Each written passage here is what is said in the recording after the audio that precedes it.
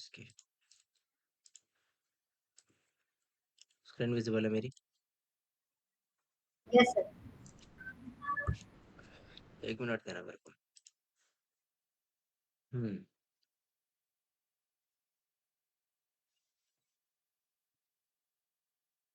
White board सबको दिख रहा है? Yes sir. Yes sir. Ishita आपको दिख रहा है? Yes sir.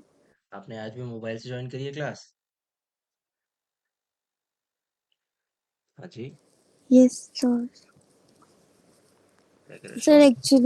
Sir actually laptop ना दीदी की क्लासेस चल रही हैं अभी सैटरडे संडे ना दीदी का मंडे ऑफ होता है तो दीदी अभी इस पे क्लास ले रही है। बस ये ध्यान रखना कि चीज़ें आपको समझ आए। कहीं अगर कोई चीज़ विजिबल नहीं है या समझ नहीं आ रही है तो पूछ लेना, ठीक है? Yes yes sure sir. Okay, so our topic is server. फिर राइटिंग भी बहुत खराब है यार। तो देखो सर्वर, सर्वर के साथ तो दो चार चीज़ें अपन और पढ़ेंगे। सर्वर के साथ इसको ऐसे लिख लेते हैं।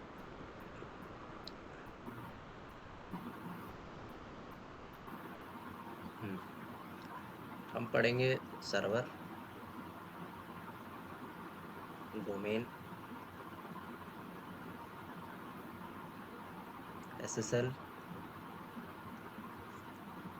Business email. ये आप नोट कर लो, ये अपन पढ़ने वाले हैं अभी।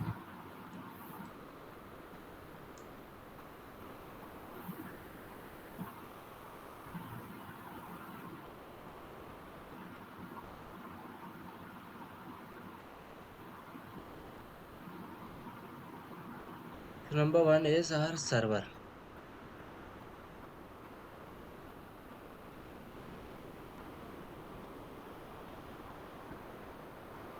देखो, जैसे कि लोगों ने बताया, server is an online computer, server accept data, server erase data, server ये सर्वर वो। तो सर्वर वर्ड से समझो तुम। सर्वर का मतलब है कि वो डेटा सर्व करता है। किसे सर्व करता है? जो भी एक्स कंप्यूटर उससे डेटा मांग रहा है, जो भी एक्स कंप्यूटर उससे डेटा मांग रहा है। तो इसका एक एग्जांपल है, पबजी खेला है तुम लोगों ने? पबजी के बारे में नहीं सर। सबको पता होगा। पता है यस सर। खेला है। यस। पता तो होगा ही सबको, है ना? तो पबजी में क्या होता है कि अपन 100 बंदों के साथ खेलते हैं, मतलब 100 बंदे ऑनलाइन होते हैं और उनके साथ हम खेलते हैं। वो जो गेम चल रहा होता है वो आपके फ़ोन में नहीं चल रहा होता है, वो गेम चल रहा होता है सर्वर पे। Let's suppose there is a computer known as server, और यहाँ पर हमारे 3 क्लाइंट हैं, सैफ, अर्शी और इशिता। अब तीनों ही पबजी खेल रहे हैं, तो तीनों ने आपस में कनेक्ट करा हुआ है। 3 दोस्त हैं, 4 बंदे कनेक्ट होते हैं ना पबजी में, तो 3 दोस्त कनेक्ट हो गए। तो अब ये 3 दोस्त हैं, अब ये जब पबजी खेल रहे हैं तो इन लोगों की गेम का जितना डेटा है कि अर्शी ने गोली चलाई, वो इशिता को कैसे पता चलेगा? अर्शी का डेटा सर्वर में जाएगा, वो सर्वर सब जगह डिस्ट्रीब्यूट कर देगा। सैफ को भी पता चल जाएगा, इशिता को भी पता चल जाएगा कि अर्शी ने भाई गोली चला दी है। किस पे चला दी है ये नहीं पता, क्या पता हवा में चला दी हो, है ना? क्या पता अर्शी का एम अच्छा ना हो, कुछ भी हो सकता है, ठीक है?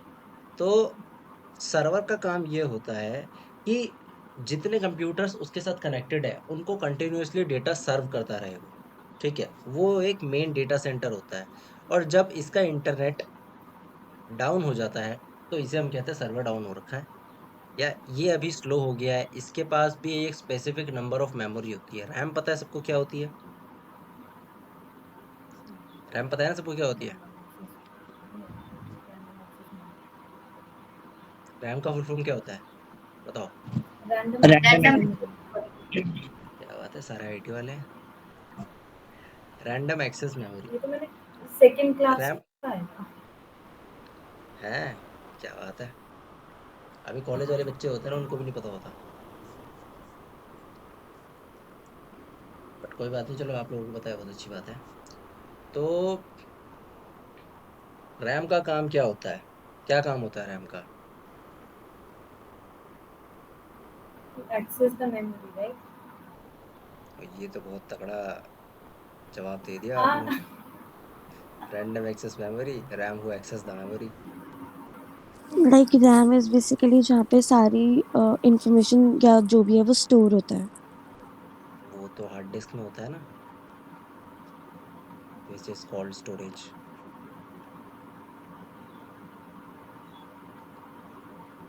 स्टोरेज में होता है ना, जैसे कि मेरे लैपटॉप में सी ड्राइव और डी ड्राइव है, उसके अंदर डेटा सारा स्टोर होता है ना।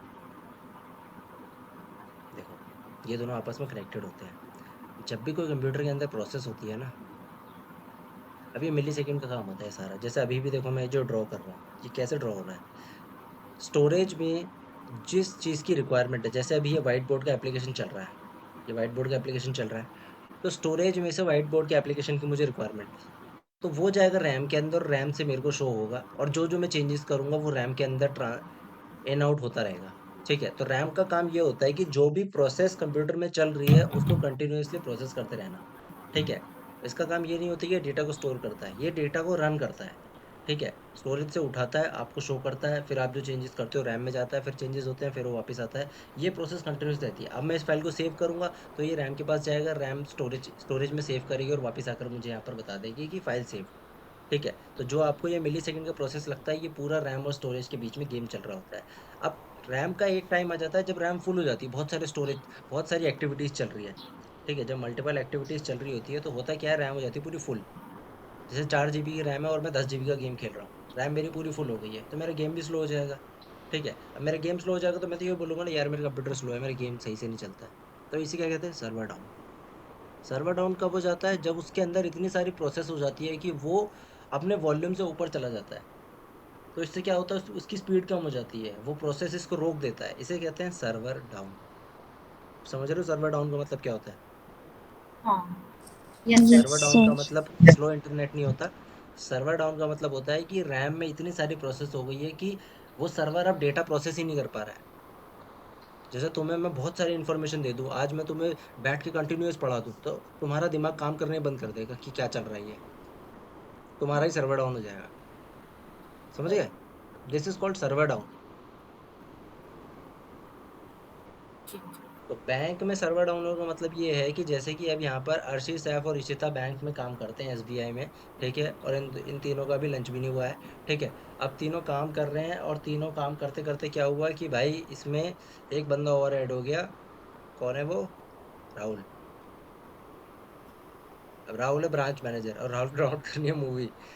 तो राहुल ने क्या करा, सॉरी मजाक कर रहा हूँ, मूवी डाउनलोड नहीं करनी, राहुल को कोई इंपॉर्टेंट काम करना है बैंकिंग से रिलेटेड। ठीक है, तो राहुल ने भी अपनी प्रोसेस चालू कर दी।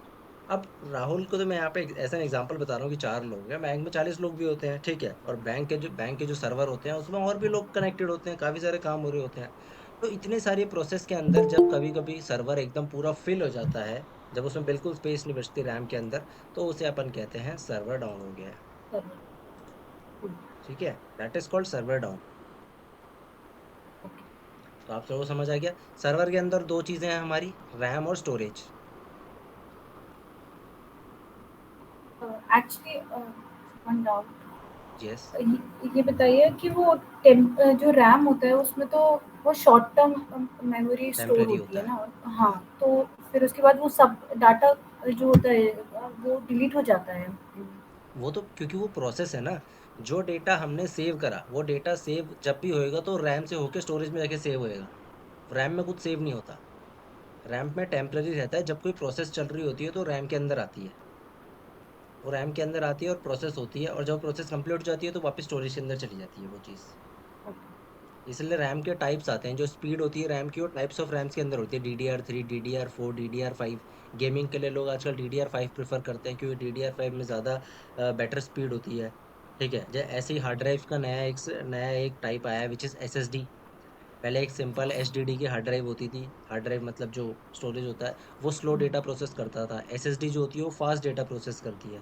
अगर आपके लैपटॉप या कंप्यूटर में एचडीडी लगी हुई है, पुरानी हार्ड डिस्क लगी हुई है, आप अपने आईटी वाले बंदे से पूछो कि इसमें कौन सी हार्ड डिस्क लगी है। अगर आपके सिस्टम में एसएसडी नहीं लगी हुई है तो आप एसएसडी लगवा दो, तो आपका सिस्टम 2 गुना ज़्यादा फास्ट हो जाएगा अपने आप। ठीक है, तो ये चीज़ है।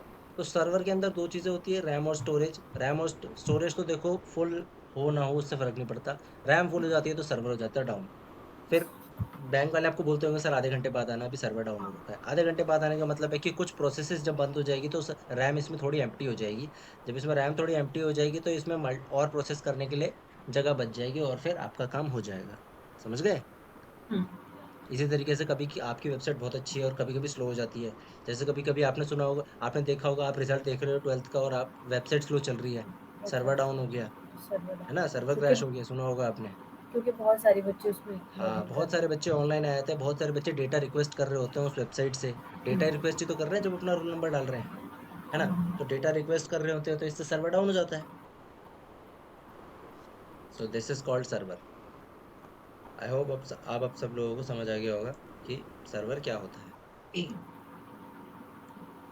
अब आपके लिए अपन एक सर्वर भी बनाएंगे इधर, ठीक है। अब हमारा सर्वर जो है वो हमारा सर्वर है हमारी वेबसाइट के लिए, which is an online server.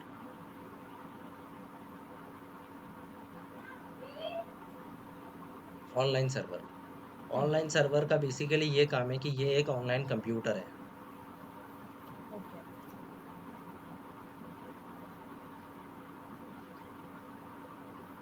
अब जैसे कोई भी वेबसाइट है, लेट सपोज अमेजोन है। अब अमेजोन के ऊपर आपको हजारों लाखों करोड़ों प्रोडक्ट दिखेंगे, करोड़ों प्रोडक्ट की करोड़ों इमेजेस होगी, है ना। यस। तो अब उसको कहीं पे स्टोर भी करना पड़ेगा ना, वो कहीं हवा में तो नहीं है। वो किसी एक मेन पीसी के अंदर सारा डेटा है, और वो पीसी जो है वो इंटरनेट से कनेक्टेड है। अगर उस पीसी को मैं इंटरनेट से डिस्कनेक्ट कर दूंगा तो वेबसाइट डाउन हो जाएगी। वेबसाइट उस वेबसाइट का सारा डेटा ऑनलाइन सर्वर के अंदर स्टोर है। जैसे कि ऑफलाइन सर्वर, ये मेरा एक कंप्यूटर एक ऑनलाइन ऑफलाइन सर्वर ही तो है। और मैं इसमें गेम खेल सकता हूँ, मैं इसमें गेम खेल सकता हूँ क्योंकि ये एक सर्वर है। ये मेरे को डेटा सर्व करेगा क्योंकि मेरे हार्ड ड्राइव में डेटा पड़ा है। अब अगर मैं इसी लैपटॉप को इंटरनेट से कनेक्ट कर दूं और इसको एक सर्वर में कन्वर्ट कर दूं, तो मैं अपने लैपटॉप का स्टोरेज इंटरनेट पे वेबसाइट चलाने के लिए यूज़ कर सकता हूँ। तो बेसिकली ऑनलाइन स्टोरेज को अपन सर्वर कहते हैं जब हम वेबसाइट डेवलपमेंट की बात करते हैं। जब ऑनलाइन कोई एक्टिविटी करने की बात करते हैं तो हमारे सर्वर या होस्टिंग, सर्वर भी कहते हैं होस्टिंग भी कहते हैं कई लोग, हाँ ठीक है। तो ये सर्वर और होस्टिंग जो है ये बेसिकली एक ऑनलाइन कंप्यूटर है जो आपको स्पेस प्रोवाइड करता है। जैसे स्पेस आपने नाम सुना होगा गोडैडी का, गोडैडी का नाम सबने सुना है। हाँ हाँ। Yes sir. उससे आप डोमेन खरीदते हो और आप होस्टिंग खरीदते हो। हम्म, गोडैडी की तरह एक और वेबसाइट है विच इज़ hostingr.in। अब होस्टिंगर पे जब भी हम होस्टिंग खरीदने जाते हैं, वेब होस्टिंग खरीदने, तो यहाँ पर देखो होस्टिंग के अंदर क्या लिखा होता है, 200 GB NVMe स्टोरेज। NVMe एक स्टोरेज का टाइप होता है। तो आप जब ये सर्वर खरीदोगे तो आपको 200 GB का स्टोरेज मिलेगा। आप बेसिकली इंटरनेट पे स्पेस खरीदते हो जहाँ पे आप अपनी वेबसाइट को होस्ट कर सको, ठीक है। होस्ट तो कर ये क्या है, ये स्पेस है। अब ये चीज़ें ना आईटी में पढ़ाई जाती है, सॉफ्टवेयर इंजीनियरिंग आप करोगे ना तो आपको पढ़ाई जाती है, डिजिटल मार्केटिंग में नहीं पढ़ाई जाती। बट काम आपको डिजिटल मार्केटिंग में आती है ये चीज़। फिर आप हायर करते हो, hire IT person to do this, है ना। तो बेटर है कि आप यहीं सीख लो। तो 200 GB का आपको स्टोरेज मिलता है जो स्टोरेज आप परचेज करते हो। उसके अलावा और भी चीज़ें यहाँ पर, अभी इन चीज़ों पे ध्यान नहीं देंगे हम। तो हमारे सर्वर खरीदने पर क्या मिलता है, हम स्टोरेज खरीदते हैं। देखो ये वाला प्लान है प्रीमियम प्लान, इसमें आपको 100 GB स्टोरेज मिल रहा है। स्टार्टर सिंगल प्लान है, इसमें आपको 50 GB स्टोरेज मिल रहा है। अब आप एक वेबसाइट बनाते हो ना, जब कोई पोर्टफोलियो वेबसाइट बनाते हो जैसे कि मैग्नास्कॉप जैसी वेबसाइट बनाते हो, उसका पता है साइज हाँ। कितना होता होगा, आपको क्या लगता है कितना साइज होता होगा उस वेबसाइट का। No idea. इसके बाद यही मैं दो पूछने सौ वाली थी कि 200-300 MB, ओके। ठीक है। डेटा इंटरनेट पर कंप्रेस हो जाता है, डेटा इंटरनेट पे कंप्रेस हो जाता है। कंप्रेस हो जाता कंप्रेशन का मतलब सबको पता है क्या होता है। है। Yes sir. आपने कंप्रेस करके अपने डॉक्यूमेंट्स अपलोड करे होंगे कॉलेज एडमिशन के टाइम पर, हम्म, है ना। Yes yes sir. सर। हाँ जी, ठीक है। तो ये होता है स्टोरेज। ये हम सर्वर परचेज करते हैं अपनी वेबसाइट के लिए, ताकि हम इस पे वेबसाइट को होस्ट कर सकें, ताकि वो इंटरनेट पे दिख सके। मैं अपनी वेबसाइट को कंप्यूटर में डाउनलोड करके रख लूँगा तो लोगों को नहीं दिखेगी, क्योंकि मेरा कंप्यूटर सर्वर नहीं है। सर्वर की एक प्रॉपर कॉन्फ़िगरेशन होती है, एक सेटअप होता है प्रॉपर, उसके अंदर कोडिंग होती है थोड़ी डिफरेंट, इसलिए वो सर्वर कहलाता है। उसकी जॉब ही यही होती है कि वो इंटरनेट पर लोगों को डेटा या स्पेस सर्व करे। ठीक है? तो ये ऐसे रहता है। अब ये 200 जीबी यहाँ पर एनवीएमई लिखा हुआ है, होस्टिंगर 200 जीबी का स्टोरेज बेच रहा है 269 पर मंथ में, तो इसके पास जो सर्वर होगा उसका साइज़ 1000 टेराबाइट या 10,000 टेराबाइट होगा। तभी वो 200 गीगाबाइट पर पर्सन बेच पा रहा है। So this is our server. अब एक बहुत बढ़िया चीज़ बताता हूँ मैं तुम्हें, फ्लेक्स करना तुम बाद में इसके लिए। देखो, डोमेन। इशिता बताओ डोमेन क्या होता है?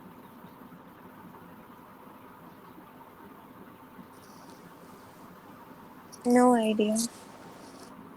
डोमेन नेम कभी सुना है? क्या होता है डोमेन नेम? कोई एग्जांपल पता हाँ, है डोमेन नेम का? जैसे डोमेन नेम का मतलब होता है इंटरनेट का नाम। जैसे इंडिया में है वो वेबसाइट तो डॉट इन, और अगर इंटरनेशनली है तो डॉट कॉम, राइट? ये इशिता की आवाज़ बदल गई क्या? नहीं, अर्शी की आवाज़ है। अच्छा, अच्छा, अच्छा। नहीं, नहीं, ये मतलब नहीं होता। वो जैसी बात आप कर रहे हो उसे एक्सटेंशन कहते हैं। देखो, domain name is a address. Address, हाँ भाई। आपने वर्ड सुना इंटरनेट आईपी का एड्रेस? नाम खरीदना मीन्स एड्रेस खरीदना ही तो हाँ हुआ। हाँ हाँ। आईपी एड्रेस आप लोगों ने सुना है? यस क्या सर। फुल फॉर्म होती है आईपी एड्रेस की?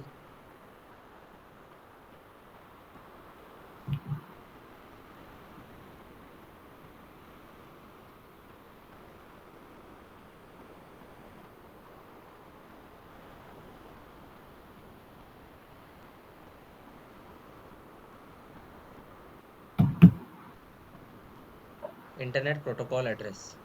इंटरनेट प्रोटोकॉल एड्रेस आज से हम अगर 15-20 साल पहले की कहें तो कुछ इस तरीके से होते थे।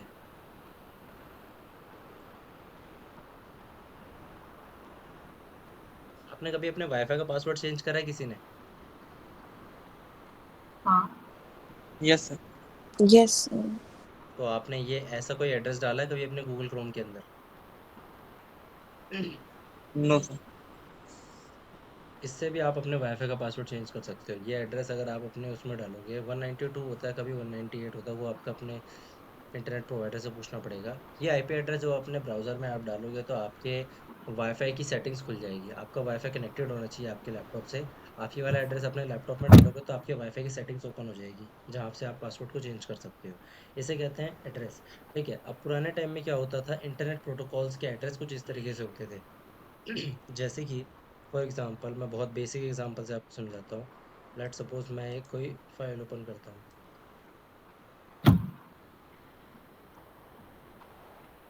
लेट से ये एक वीडियो है। अब इस वीडियो का एक एड्रेस होगा।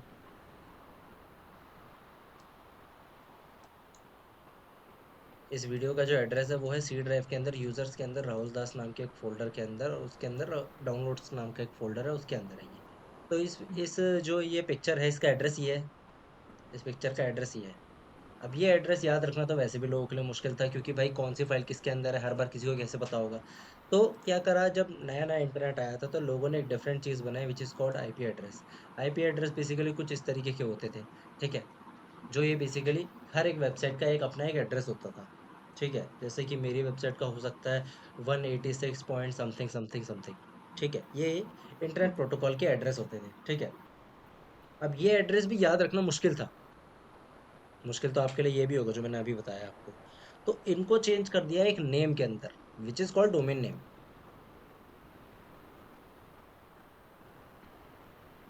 फॉर एग्जाम्पल, amazon, amazon.com.in, कुछ भी कह लो। amazon.com एक नाम है, ये याद रखना आपने के लिए मुश्किल है, सॉरी आसान है ना? हाँ। बहुत आसान से याद हो जाता है Amazon Amazon Amazon. Yes sir. But आपके लिए मुश्किल ये है कि भाई आप ये एड्रेस याद रखो, आईपी एड्रेस। तो आईपी एड्रेस को याद रखना पड़े, इसके लिए मार्केट में आया डोमेन नेम। अब आप डोमेन नेम को याद रखते हो, तो जब आप इंटरनेट पे डोमेन नेम परचेज करने जाते हो, आपको क्या करना पड़ता है? जब आप अपनी वेबसाइट बनाते हो तो आपको दो चीज़ परचेज करनी पड़ती है, सर्वर और डोमेन। सर्वर बेसिकली स्टोरेज और डोमेन उसका एड्रेस। आप अपने सर्वर को एक एड्रेस असाइन करते हो, ठीक है? उस एड्रेस को आपको सबसे पहले परचेज करना पड़ता है, और वो एड्रेस ऐसा होना चाहिए जो किसी और ने परचेज ना कर रखा हो। वो एड्रेस ऐसा होना चाहिए जो किसी ने परचेज ना कर रखा हो। जैसे कि मेरी कंपनी का नाम है magnuscorps.com, ये नाम किसी के पास नहीं था, तो मैंने चेक करा, अवेलेबल था, मैंने परचेज कर लिया। मैंने चेक करा, अवेलेबल था, मैंने परचेज कर लिया। मैं आपको दिखाता हूँ चेक कैसे करते हैं इसे। किसी भी होस्टिंग प्रोवाइडिंग कंपनी की वेबसाइट पे चले जाओ, जैसे कि होस्टिंगर हो गया, गोडैडी हो गया। इसमें डोमेन पे क्लिक करोगे तो यहाँ पर आप सर्च कर सकते हो कि जो डोमेन आप चाह रहे हो वो अवेलेबल है कि नहीं। जैसे कि अर्शी मार्केटिंग, ये मैंने एक डोमेन नेम बनाया .com। अभी डोमेन नेम किसी ने आज तक दुनिया में नहीं खरीदा है, तो ये अवेलेबल है 499 रुपीज़ पर ईयर पे। आप इस डोमेन नेम को खरीदोगे तो ये आपके नाम से रजिस्टर हो जाएगा साल भर के लिए, फिर आप इसे रिन्यू कर सकते हो। This is domain name. ये बेसिकली मैं एक एड्रेस खरीद रहा हूँ, मैं एक एड्रेस खरीदूंगा, फिर मैं एक सर्वर खरीदूंगा, फिर मैं एड्रेस को अपने सर्वर पे असाइन कर दूंगा। ये एड्रेस को मैं अपने सर्वर पे असाइन कर दूंगा, तो मेरे उस सर्वर का एड्रेस बन जाएगा, और उस सर्वर पे मैं जो भी फाइल अपलोड करूंगा वो इस एड्रेस से एक्सेस हो जाएगी। इसी तरीके से मैग्नोस्कोप्स की वेबसाइट जब हम ओपन करते हैं तो उसका जो डेटा होता है वो सारा मेरे सर्वर पे स्टोर हो रखा है। वो सारा मेरे सर्वर पे स्टोर हो रखा है। मैं आपको बैकएंड में ले जाके दिखाता हूँ मैं आपको। I have one doubt. हाँ जी, बिल्कुल पूछो। जैसे कि मैं ना रिसेंटली अभी थोड़े टाइम पहले ब्लॉगिंग के लिए कर रही थी, तो उसमें भी ये खरीदना पड़ता है डोमेन और ये। तो जब मैंने हाँ। देखा था तो क्या ब्लॉगिंग वगैरह के लिए भी ये काम आता है? वेबसाइट बिल्ड करने के लिए आता है राइट? डोमेन आपने बताया और हम्म। होस्टिंग का काम। हम्म। तो ब्लॉगिंग जो होती है ये ब्लॉगिंग के लिए भी यही काम आता है? ब्लॉगिंग हो या कुछ भी हो, आप इंटरनेट पर कुछ अगर कर रहे हो तो आप प्रॉपर एक अपना एक प्लेटफॉर्म बना रहे हो। तो इंटरनेट पर कभी भी आप कोई प्लेटफॉर्म बना रहे हो तो आपका एक डोमेन नेम होगा, आपका अपना एक सर्वर होगा। जैसे फेसबुक और इंस्टाग्राम है, फेसबुक और इंस्टाग्राम में क्या रहता है कि आप कोई अकाउंट बनाते हो तो वो आपकी प्राइवेट प्रॉपर्टी नहीं है, वो इंस्टाग्राम की प्रॉपर्टी है, वो फेसबुक की प्रॉपर्टी है। तो आप ना कोई स्टोरेज परचेज करते हो, ना आप कोई डोमेन परचेज करते हो, ठीक है? आप बस एक यूज़र नेम बनाते हो अपना, ठीक है? हाँ, बट वही जब आप तो। वेबसाइट बनाते हो तो आप एक डोमेन नेम खरीद रहे हो, एक सर्वर खरीद रहे हो, ये आपकी प्राइवेट प्रॉपर्टी है, इस पे किसी का हक नहीं, इस पे होस्टिंगर का हक भी नहीं है। अगर आपने होस्टिंगर से खरीदा है, फिर भी इस पे होस्टिंगर का हक भी नहीं है। होस्टिंगर आपसे पूछे बिना आपकी वेबसाइट बंद नहीं कर सकता, ओके, दैट मीन्स ठीक है? अगर बट मैंने हाँ, एक डोमेन नेम और एक होस्टिंग खरीद लिया, तो मीन्स मेरी एक इंटरनेट पे एक स्पेस बन जाएगी जो कोई और नहीं ले सकता राइट? फॉर हाँ, लाइक वन मेरी एक ईयर और प्रॉपर्टी समथिंग, बन जब तक जाएगी। उसकी वो है। बिल्कुल। दुनिया का कोई भी billionaire trillionaire Arshi marketing .com को नहीं खरीद सकता, ये आपका लीगल राइट है, कैन फील गुड। ठीक है? कितना भी रईस हो, ठीक है? तो ये रहता है, ये आपका लीगल राइट है कि भाई अर्शी तो अर्शी के नाम पे रजिस्टर्ड है, पैन कार्ड लगा हुआ है अर्शी का, तो नहीं ले सकते, ठीक है? तो जैसे कि मेरे पास एक बिजनेस होस्टिंग है जिसके अंदर मेरे कुछ क्लाइंट्स की वेबसाइट पड़ी हुई है। अब इसी में देखो मैग्नस कॉर्प्स की वेबसाइट है।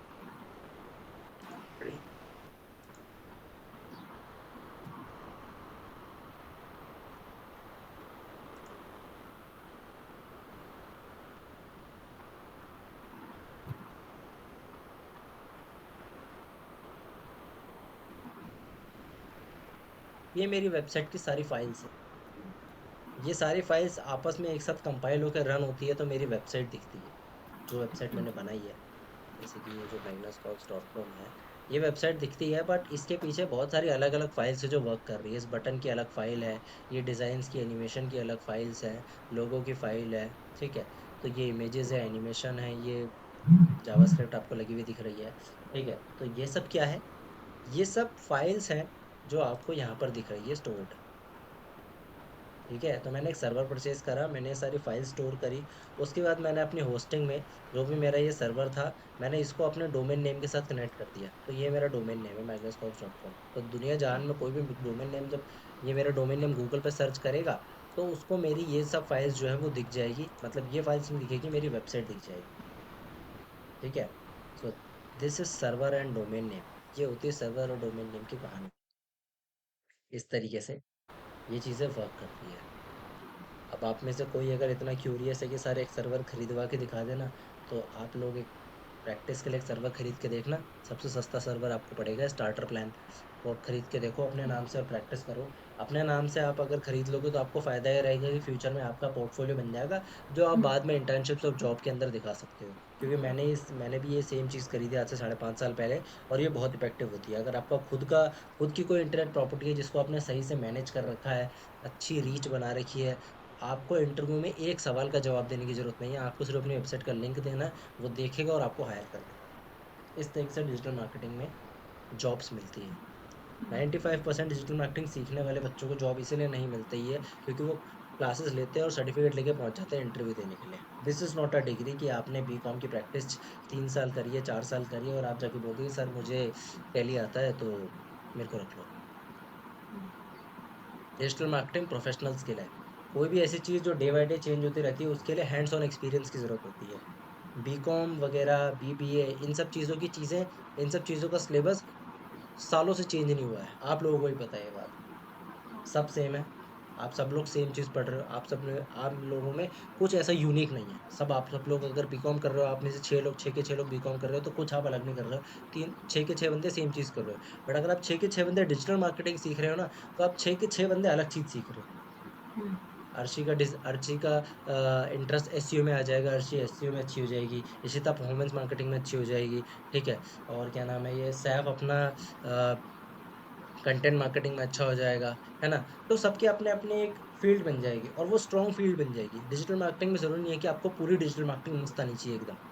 अगर आती है तो बहुत अच्छी बात है, तब आप एंटरप्रेन्योर बन सकते हो मेरी तरह, अगर आपको पूरी ही डिजिटल मार्केटिंग आती है, ठीक है? अदरवाइज़ आप किसी एक पर्टिकुलर टॉपिक में एक्सपर्ट बन सकते हो, जैसे कि सोशल मीडिया मार्केटिंग में या एसईओ में या गूगल एड्स में। इन सब की अपनी-अपनी डिमांड और अपना-अपना सैलरी पैकेज है, जो 30 के, 40 के, 50 के, 1 लाख तक जाता है।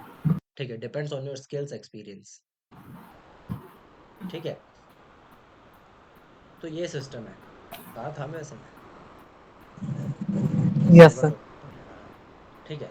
तो सर्वर डोमेन की हम बात कर रहे थे, तो ये है अपना सर्वर डोमेन। तो आप लोग, मैं तो यही सजेस्ट करूँगा कि आप लोग, आपका साल भर का खर्चा आपका सर्वर डोमेन का मिलाकर मुश्किल से 2000 रुपये आएगा। अपने लिए एक सर्वर डोमेन परचेज करो, मेरी हेल्प ले लेना, मैं बता दूँ कैसे परचेज करना है। पहले परचेज करो और प्रैक्टिस करो। उससे बेस्ट चीज़ ही नहीं हो सकती डिजिटल मार्केटिंग में, अगर आप ये कर रहे हो तो। ठीक है? जो चीज़ आपको 2 साल लगे सीखने में, 6 महीने सीख जाओगे अगर आप इस तरीके से काम करोगे तो। ठीक है? तो ये हमारा सर्वर डोमेन का प्रोसेस हो गया। तो सर्वर डोमेन में हमने ये समझा कि भाई हम एक सर्वर लेते हैं, एक पेन ले लेता हूँ। तो अपन एक सर्वर लेते हैं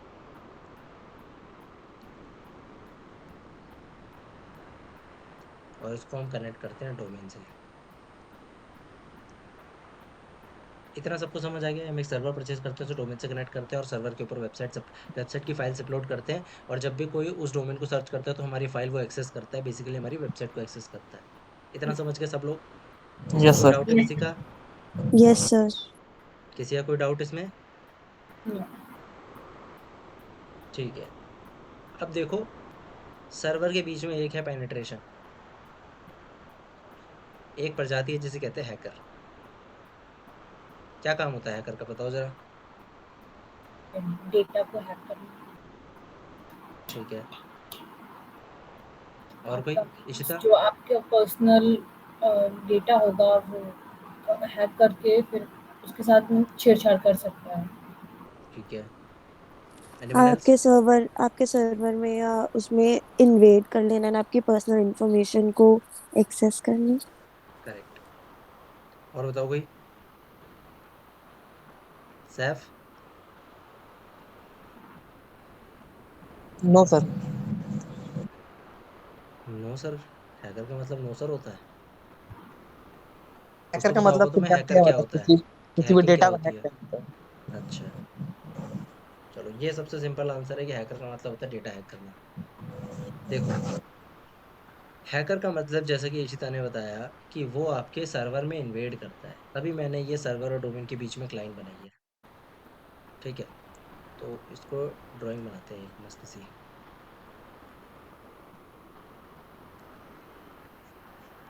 ये मेरा सर्वर है,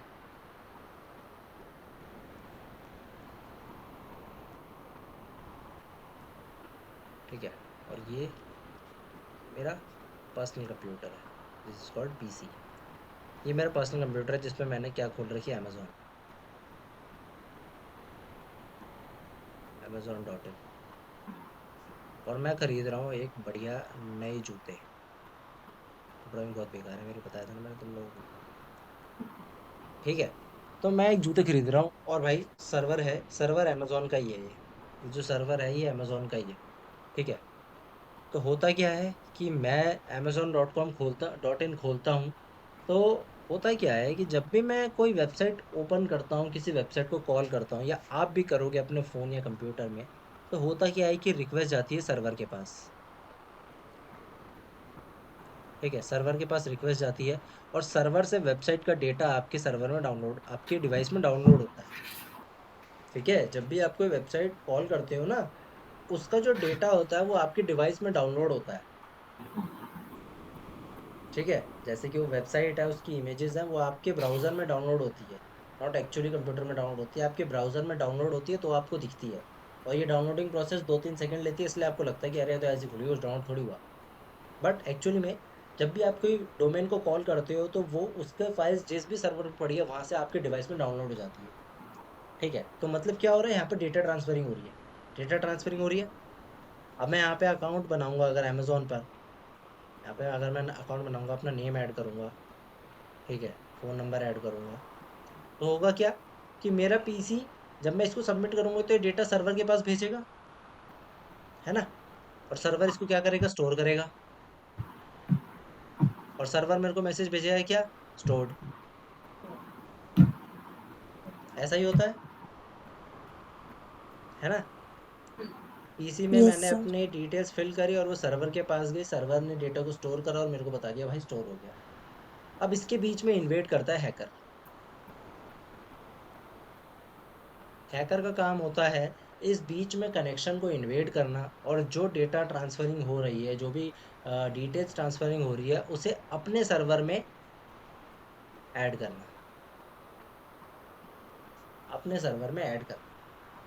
इससे क्या कर सकता है वो, आपकी कार्ड डिटेल्स को यूज़ कर सकता है। अब यहाँ पे मैंने परचेज करते टाइम अपनी कार्ड डिटेल डाली, ठीक है, जिसमें हमारा कार्ड का नंबर था, सीवीवी था, ठीक है, और हमारी एक्सपायरी थी। देखो जो क्रेडिट कार्ड्स होते हैं ना, क्रेडिट कार्ड इंटरनेशनल पेमेंट्स में ओटीपी नहीं मांगते। आप लोगों ने करी है इंटरनेशनल पेमेंट कभी? करने जा रही हूँ नो सर। अच्छा, जब आप इंटरनेशनल पेमेंट करोगे ना, मोस्टली इंटरनेशनल पेमेंट्स में, जैसे मैं गेम परचेज करता हूँ या फिर मैं जब कोई थीम परचेज करता हूँ अपनी वेबसाइट के लिए, बिना ओटीपी के पेमेंट हो जाती है। मैं कार्ड डिटेल डालूंगा, पे क्लिक करूंगा, पेमेंट हो जाएगी, कोई ओटीपी की जरूरत नहीं होती। ठीक है, तो व्हाट इज आपके पास पेपल, हैकर। हाँ जी, व्हाट इज पेपल, आवाज़ क्लियर नहीं आ रही है आपकी। इंटरनेशनल पेमेंट के लिए पेपैल भी तो यूज होता है ना, राइट? पेपाल यूज़ होता है, मल्टीपल प्लेटफॉर्म्स है, पेपाल है, स्ट्राइप है आपका, ठीक है, वायर ट्रांसफर्स होती हैं, कई कई तरह के ट्रांसफर्स होते हैं। ठीक है, तो ये डेटा, मैं ये डिटेल जब फिल करता हूँ अपना, नंबर, सीवीवी, एक्सपायरी, तो ये सर्वर के पास जाता है, सर्वर में स्टोर होता है। ठीक है, अभी जब सर्वर में जा रहा था, स्टोर हो रहा था, हैकर ने बीच में कनेक्शन काट दिया, और अपना हैकर अपने सर्वर में डेटा अपना स्टोर कर लिया, जिस कार्ड को वो बाद में यूज़ करेगा अपने चप्पल जूते खरीदने के लिए। ठीक है, तो ये हो जाता है सीन, या वो PS5 भी खरीद सकता है ना, अगर आपकी कार्ड की लिमिट अच्छी हुई तो, है ना। तो देखो ऐसा हो सकता है। तो ये होता है हैकर का काम, सर्वर के बीच में इन्वेड करना, सर्वर और क्लाइंट के बीच में इन्वेड करना और डेटा को हैक करना। कई बार हैकर पूरा सर्वर ही हैक कर लेते हैं, पूरा सर्वर ही हैक कर लेते हैं और डेटा डाउनलोड कर लेते हैं सारा का सारा। ठीक है, तो इससे बचने के क्या तरीके होते हैं, इससे कैसे बचा जाता है? एक तो जो बाय डिफ़ॉल्ट तरीका है जो मार्केट में चलता है, विच इज़ एन्क्रिप्शन। एन्क्रिप्शन किसको पता है बताओ? बहुत कूल वर्ड है ये तो, जल्दी बताओ।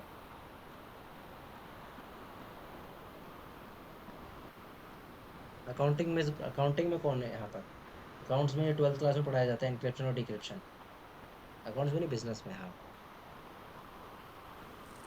लाइक जैसे व्हाट्सएप पे लिखा आता है ना, time to time encryption, basically ये हमारे उसको कोड में कन्वर्ट कर देता है मे बी। करेक्ट। देखो, एन्क्रिप्शन का मतलब ये होता है कि अगर मैंने राहुल लिखा, तो एनक्रिप्ट होकर ये हो जाएगा DG416FZ। अब you can read Rahul but you can not read this, you can read this but you can not read this. ठीक है, ये आपको समझ नहीं आएगा लिखा क्या है। ठीक है, ये एक एल्गोरिदम से बनता है, ये एक एल्गोरिदम से बनता है।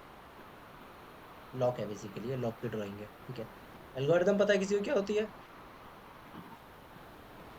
पैटर्न से बनता है पैटर्न से बनता है। ओके, एल्गोरिदम क्या होती है?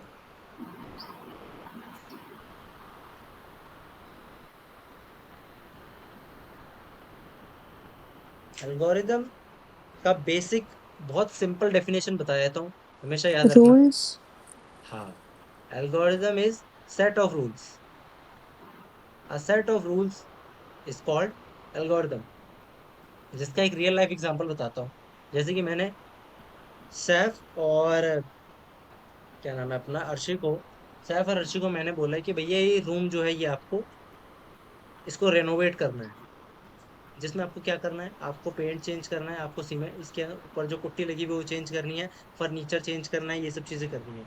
बट मैंने बता दिया कि पहले ये करना, फिर ये करना, फिर ये करना, फिर ये करना। मैंने सेट ऑफ रूल्स बना दिए। तो मैंने एक एल्गोरिदम बना दी इन दोनों बंदों के लिए कि भैया आप लोगों को ऐसे काम करना है। कोई दिल पे मत लेना कि मैं मजदूरी करवा रहा हूँ तुमसे एग्जाम्पल में। ठीक है, तो मैंने सेट ऑफ रूल्स बना दिए। ठीक है, कि ऐसे ऐसे ऐसे करना है।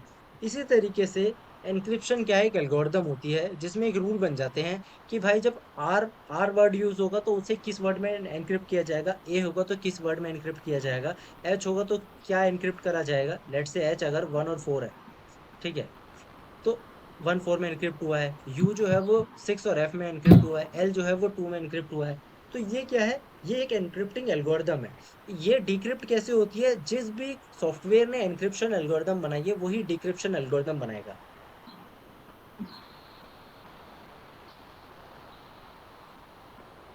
अगर एनक्रिप्शन बनाई है मैंने तो मुझे ही पता है डिक्रिप्शन क्या है इसकी। एनक्रिप्शन का मतलब एनक्रिप्ट उस डेटा को हार्ड टू रीड करना, और डिक्रिप्शन मतलब इजी टू रीड करना, उसे वापस उसे रिवर्स कर देना। एनक्रिप्शन में हम इसे वो करते हैं, इसको हैश कोड में चेंज करते हैं, इन्हें हैश कोड कहा जाता है। ठीक है, और डिक्रिप्शन में हम इसको वापस रिवर्स कर देते हैं।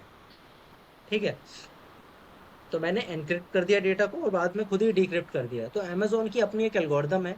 अमेजोन जब भी अपनी वेबसाइट से डेटा सर्वर पे भेजता है तो वो एनक्रिप्ट करके भेजता है ताकि हैकर उसे रीड ना कर पाए। मतलब यहाँ पे मैंने अगर अपना कार्ड नंबर डाला 261, तो यहाँ पे सर्वर पे जा रहा होगा वो क्या जा रहा होगा, वो 6FZH11। ठीक है, तो ये डेटा, तो यहाँ पे मैंने डाला ये है, बट सर्वर की तरफ ट्रेवल ये डेटा कर रहा है। तो इससे क्या रहेगा, ये डेटा एनक्रिप्ट रहेगा, तो हैकर इसे रीड नहीं कर सकता क्योंकि उसके पास डिक्रिप्शन एल्गोरिदम है ही नहीं, वो तो अमेजोन के पास है। अमेजोन का अपना एक पैटर्न है, अमेजोन के नंबर सेट ऑफ पैटर्न अपना है, जिससे अमेजोन ने अपनी एक डिक्रिप्शन एल्गोरिदम बना रखी है। ठीक है, अब एक मैं ना आप लोगों को काफी इंटरेस्टिंग बात बताता हूँ। कोई भी जो पैटर्न है वो ब्रेकेबल है। वर्ल्ड का कोई भी अगर पैटर्न है एक सिस्टमेटिक मैनर में चलता है तो एक ब्रेकेबल है। कोई भी पैटर्न कितना भी इन्फिनिट पैटर्न है, ब्रेकेबल है कि नहीं? यस। ब्रेकेबल है, कितना भी इन्फिनिट हो, अनटिल अनलेस वो अनप्रिडिक्टेबल ना हो, वो ब्रेकेबल है ना। तो दुनिया में जितनी भी सिक्योरिटीज है उनमें जो पैटर्न्स, जो मैथ्स यूज हुई है, हर एक मैथ्स का एक सॉल्यूशन होता है, हर एक इक्वेशन का एक सॉल्यूशन होता है। बिटकॉइन के बारे में पता है आप लोगों को? बिटकॉइन के बारे में पता है आप सब लोगों को बिटकॉइन क्या होता है? यार आप लोग करते क्या हो, आप लोगों को थोड़ा बिटकॉइन इंटरनेट से कनेक्ट रहने की जरूरत है। बिटकॉइन बेसिकली एक डिजिटल करेंसी है। बिटकॉइन कुछ नहीं है, बस एक इक्वेशन है, एक मैथ्स की इक्वेशन है। किसी भी, आपने सुना होगा बिटकॉइन माइनिंग, लोग माइनिंग कर रहे हैं। माइनिंग का मतलब क्या है कि वो एक मैथ्स की इक्वेशन को सॉल्व करने की प्रोसेस कोशिश कर रहे हैं अपने कंप्यूटर से, मतलब खुद नहीं कर रहे होते, उनका कंप्यूटर जो है मैथ्स की इक्वेशन को सॉल्व करने की कोशिश करता रहता है। और जब वो कोई एक इक्वेशन सॉल्व होती है तो उस इंसान को एक बिटकॉइन मिल जाता है। एक बिटकॉइन की जो कॉस्ट है वो कितनी है, 60 लाख रुपए। तो जब वो मैथ्स की इक्वेशन सॉल्व हो जाती है तो उस इंसान को एक बिटकॉइन मिल जाता है। तो इसका मतलब ये है कि हर एक इक्वेशन मैथ्स की सॉल्वेबल है, सॉल्व की जा सकती है, चाहे वो स्पेस एंड टाइम से रिलेटेड क्यों ना हो, सॉल्व हो सकती है। जो भी एक प्रेडिक्टेबल पैटर्न है वो सॉल्व किया जा सकता है और ब्रेक किया जा सकता है। इसमें क्लाउड फ्लेयर ने क्या किया है, क्लाउड फ्लेयर का नाम सुना आपने? गूगल पे जाना, क्लाउड फ्लेयर सर्च करना, क्लाउड फ्लेयर। क्लाउड फ्लेयर क्या है, एक सिक्योरिटी कंपनी है। क्लाउड फ्लेयर ने पता है क्या करा अपनी सिक्योरिटी को और एल्गोरिदम को स्ट्रॉन्ग बनाने के लिए? मैं आपको गूगल पे दिखा देता हूँ क्या करा।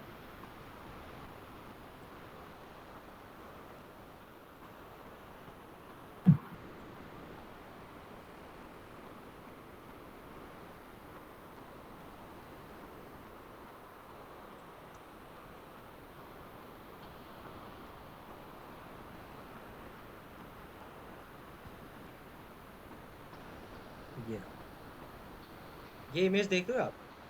यहाँ पे आपको ये दिख रही है, ये कुछ बॉटल्स लगी हुई है। हाँ अब ये बॉटल्स क्या है, इन बॉटल के आगे ना बहुत सारे कैमरे लगे हुए हैं, और इन बॉटल्स के अंदर ना कुछ ना बबल्स उठते रहते हैं हवा की वजह से। और ये जो बबल्स होते हैं हमेशा अनप्रिडिक्टेबल होते हैं। बबल्स तो अनप्रिडिक्टेबल होंगे, कोई सिंगल मैथ्स नहीं होगी इसके पीछे। जैसे यहाँ आपको कुछ बबल दिख रहा होगा, इसमें दिख रहा है? तो ये सब बबल्स क्या है, ये अनप्रिडिक्टेबल है।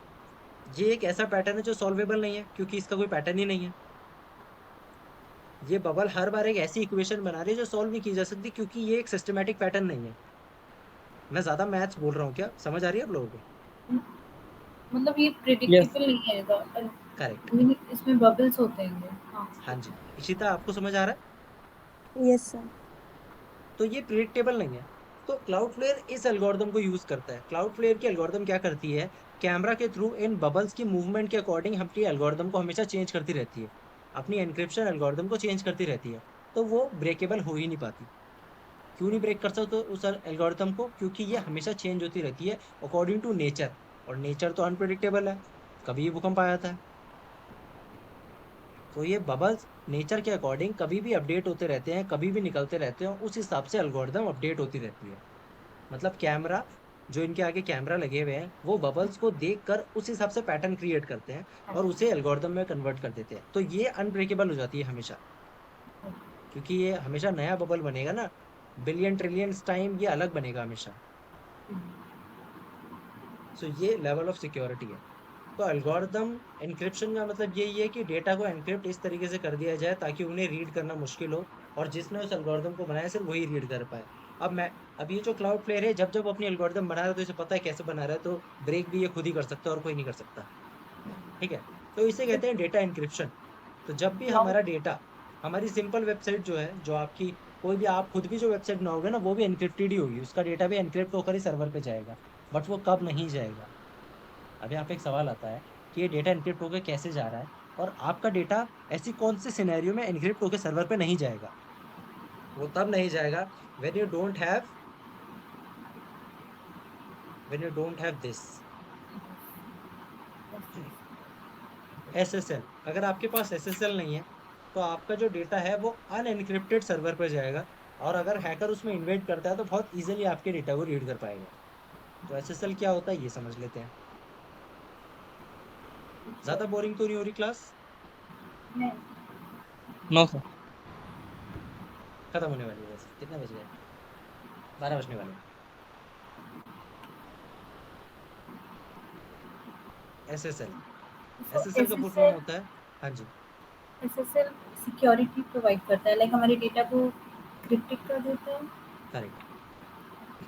सिक्योर सॉफ्टवेयर लेयर ना sir, secure software layer. Socket, secure socket layer. Okay. Secure socket layer का काम होता है आपके डेटा को एनक्रिप्ट करना। इससे ज़्यादा आसान तरीके से नहीं बता सकता। एनक्रिप्शन की कहानी मैंने आपको समझा दी, और सिक्योर सॉकेट लेयर का काम होता है आपके डेटा को एनक्रिप्ट करना। समझ गए सब लोग? हाँ यस सर। सिक्योर जी सॉकेट लेयर का लाइव एग्जांपल मैं आपको यहाँ पे दिखा देता हूँ।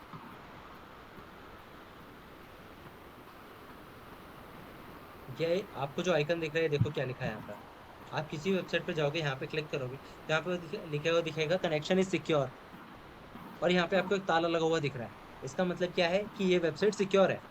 ये इस वेबसाइट में SSL लगा हुआ है, तो इस वेबसाइट में अगर आप कोई भी अपनी पर्सनल डिटेल डालोगे तो वो सर्वर पे एनक्रिप्ट होकर जाएगी। समझ गए? अगर मैं कनेक्शन इस सिक्योर पे क्लिक करूंगा तो बता देगा सर्टिफिकेट इज वैलिड। यहाँ पर एक सिक्योर सॉकेट लेयर के अपना एक कोड लगा हुआ है, देखो ये एक एनक्रिप्शन की है, ये सर्टिफिकेट की है, ठीक है, मतलब ये सर्टिफिकेट नंबर है बेसिकली, ठीक है। तो SSL इस पे लगा हुआ है। आपको पता कैसे चले किस वेबसाइट पे SSL नहीं लगा हुआ? आप इसके डोमेन नेम पे जब भी डबल क्लिक करोगे ना तो आप देखोगे यहाँ पर एक एड्रेस में स्टार्टिंग में क्या लिखा है, HTTPS। ये जो S है that stands for secure socket layer, security. किसी भी वेबसाइट के डोमेन में अगर S नहीं है so that is not secure, उसमें सिक्योर सॉकेट लेयर नहीं है। उसका एड्रेस होगा http:// जो भी वेबसाइट का नाम है, ठीक है। So that means it is not secure, और अगर S लगा है तो इट इज सिक्योर। तो ऐसे पता करते हैं हम कि किसी वेबसाइट पे SSL लगा हुआ है कि नहीं लगा हुआ। अगर नहीं लगा हुआ तो अपने कार्ड की और पेमेंट डिटेल्स उस वेबसाइट पे मत डालो जिस पे S ना लगा हो, ठीक है। इस चीज़ का ध्यान रखना आपसे। So this is all about SSL।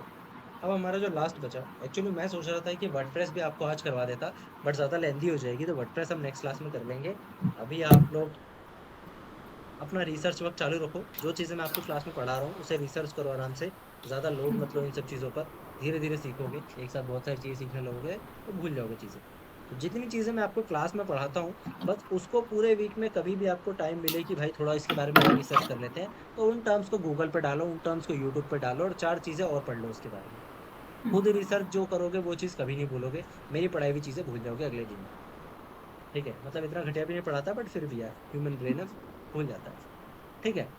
तो सिक्योर सॉकेट लेयर का बेसिक मतलब ये होता है कि भैया वेबसाइट पे ताला लगा होना चाहिए और वेबसाइट पे जो एड्रेस है उस पर लिखा होना चाहिए H, मतलब HTTP तो हर वेबसाइट पर लिखा होता है, HTTP के साथ S लिखा होना चाहिए।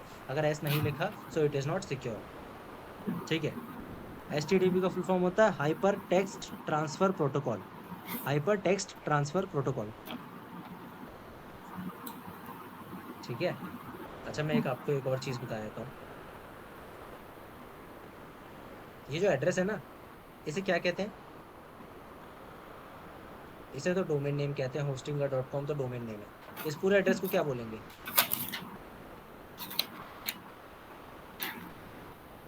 Any idea? URL सुना है? हाँ हाँ जी, इस एड्रेस को कहते हैं URL। URL, URL stands for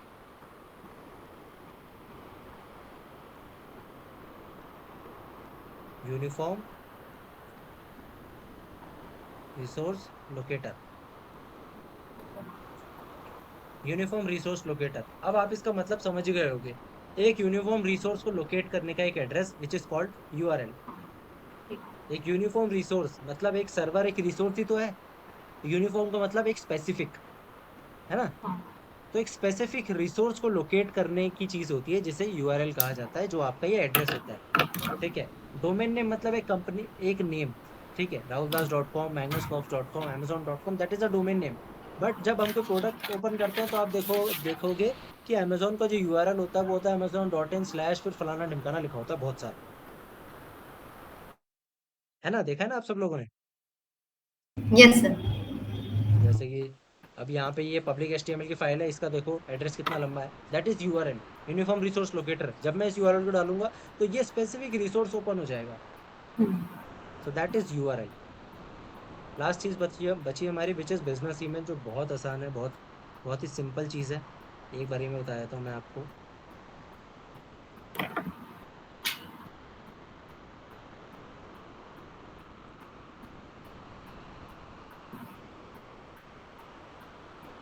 Ishita आपका ईमेल एड्रेस क्या है?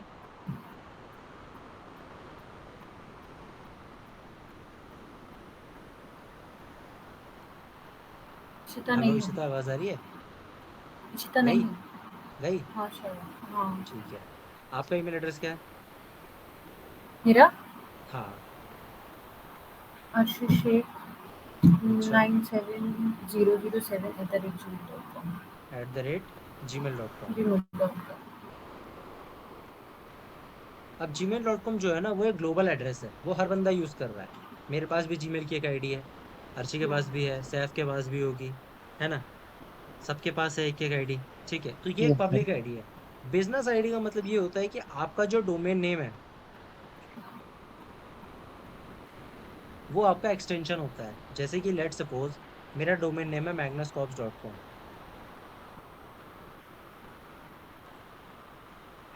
तो मेरी जो ईमेल आईडी वो होगी इन्फो, या फिर राहुल, लेट से rahul@magnuscorps.com।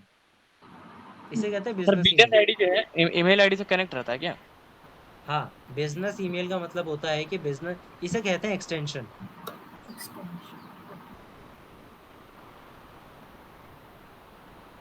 तो जब आपके ईमेल एड्रेस में आपकी खुद की वेबसाइट का एक्सटेंशन होगा तो उसे हम कहेंगे बिजनेस ईमेल आईडी। जैसे कि support@hp.com, है ना, invoice@amazon.in, arshi@magnuscorps.com, है ना। तो ये क्या है, ये बिजनेस ईमेल है, जिसमें जो आपका एट द रेट के बाद जो यूज हो रहा है आइटम, वो यूज हो रहा है आपका वेबसाइट का डोमेन नेम। समझ गए? That is business email. इसमें ऐसी कोई चीज है कॉम्प्लिकेटेड? समझ आ गई सबको? Yes sir. चलो, बहुत बढ़िया।